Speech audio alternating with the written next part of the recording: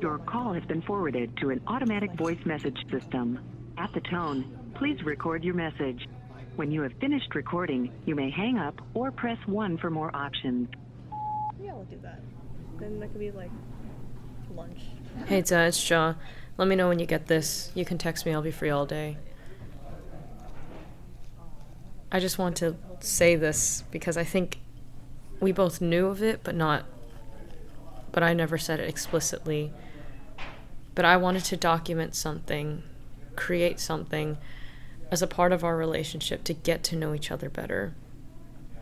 And I think with the distance between us physically for 8 years, you've been in Alabama, now I'm in Jersey for college, a lot of what we talk about is our common and shared interests or life updates after hanging out with our friends. And that's fine, that's our lives, that's what happens. You know who my friends are, and I know who your friends are. But I wanted to make intentional time to explore the past and to explore our progression of sisterhood and how we got from point A to where we are now. And I think we can both agree that my initial intentions failed. And that's okay. In hindsight, and with knowledge of everything that we've talked about, that is okay. At the moment, I think I was scrambling and I was desperate, and in my desperation, I was putting you in tough situations and spaces that I know you didn't want to be in, but I was forcing you to talk, forcing you to be vulnerable. I wanted us to both talk about the past and to dive deeper into our relationship, all while creating new memories together because I know that we both love to travel. So I booked us a trip to London in hopes of being able to do that. It's so easy. I wanted to document you from my perspective because that's how I view the world. I document, I film things, and you've been in my life since day one, so of course the two obvious factors are going to be entwined.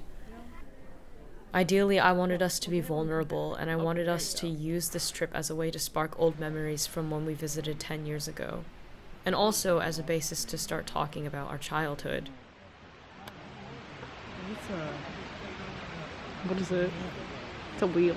A mill.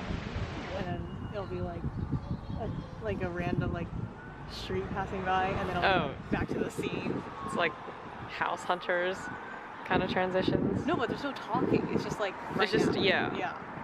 And then it'll go back to the scene. I'm like, what's the point? Filler? Then do more. Like film more? Yeah. Why am I watching 2 seconds of cars passing by? That's so stupid. Yeah, I don't know, filler, I guess. Because it's a hard transition if they go from one to another. Not if you write it well. On reality TV. Yeah, to learn how to write. When I say write. And at first it was going well. Was it a little boring? Yes. Was it mundane? Yes. But it was starting exactly how I expected it to start.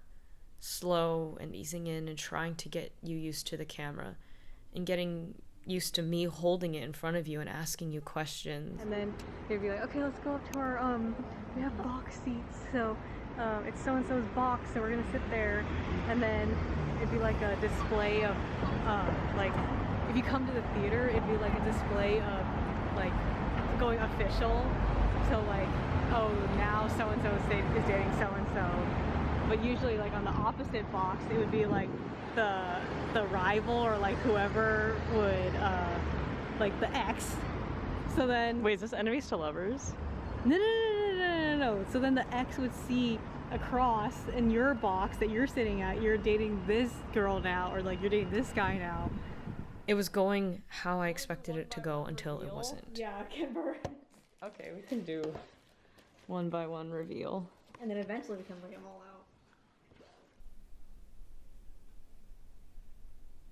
out. Just leave it as just exploring our relationship. And not the history of it? Yeah, because the history is, you can't get that.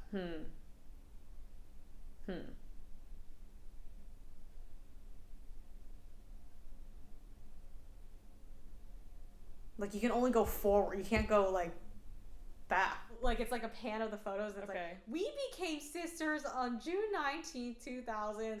That's... And you don't like that? No, because why? Because Okay. at that point, I feel like AI could do it. You could just type it into AI and then like be like, we became sisters June 9th. Like it's not. Okay. It's not natural. It's not day to day. So then what's natural to you?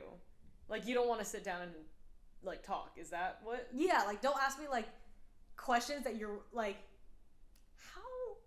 how do you think you've progressed? It's like then it just gives interview. Okay. Versus just like natural like, oh my gosh, did you see that? Or like, ha ha ha, we saw this TikTok. Or like, and I realized it was my fault. I don't think I communicated my initial thoughts well enough that I was creating a documentary, but you were seeing it as a day-to-day vlog. And I think that created tension and friction, which caused the lack of vulnerability and comfortability in being vulnerable. As our trip continued, I could tell the camera was becoming more grating and my questions were becoming more grating, and we just wanted to go home. And so that Friday morning when we woke up to see Dad's text that our flight had been canceled and that London Heathrow was shut down, I could hear our hearts break. So the London Heathrow airport caught on fire last night at around 3 o'clock in the morning. And so it's not the fire. It's not the airport that caught on fire. It's the power structure that caught on fire. The airport has no power, essentially. They're saying that Terminal 2 and 4 has no power, and we're flying out of Terminal 3, but they shut the whole airport down until midnight tonight. And we didn't find out about this until we woke up this morning and found out that our flight is canceled. So now we're checked out of the hotel, where we're stuck in the lounge, and we are now waiting for Auntie Eliza to be finished with whatever she's doing, and then hopefully we can go to her house to chill and wait and see what we're gonna do. And what's frustrating is that tomorrow we're supposed to go to a Devils Senators game, and that's at 7 p.m. And if we don't go, obviously if we don't make it back home in time, we're not gonna go to that game. So, yeah, I'm sad, annoyed, frustrated, tired, and I just want to go home because I'm tired of like traveling. We kept saying we're tired and we just wanted to go home, but I think that was an excuse for something much greater that we were not ready to face yet. 4 days until your next flight. What?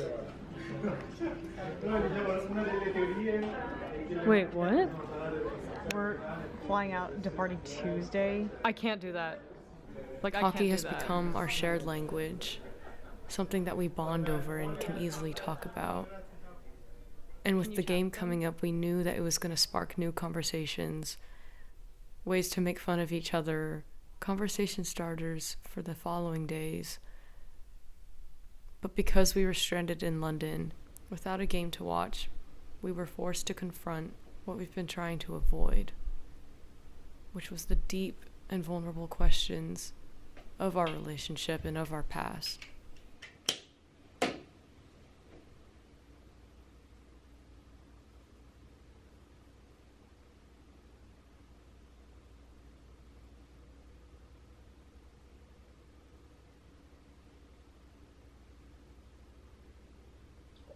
I know I'm really pigmented.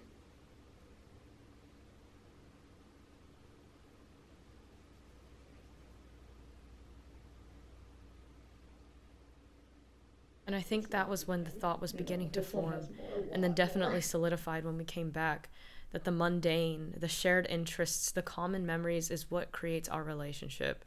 And that when I was trying to force you to be vulnerable and force you to tell me stuff that you didn't want to talk about, that didn't work because our relationship is so natural. That anything unnatural is grating and it just feels wrong. It feels forced. Oh my gosh! Just send it! I think that was just me not fully understanding our relationship well enough and forcing you into a narrative that is not completely true. That your view of our relationship is we can talk about the past and we can talk about our memories shared, but you would rather talk about the present, looking into the future. I'm hoping that with what I filmed in the present and with hindsight knowledge now, I'm able to create something that best represents our sisterhood, Not with us explicitly talking about it, but rather with it being shown. Both the good parts and the more uncomfortable parts. So after you listen to this, just call me back or text me. Yeah, okay, talk to you later. Bye.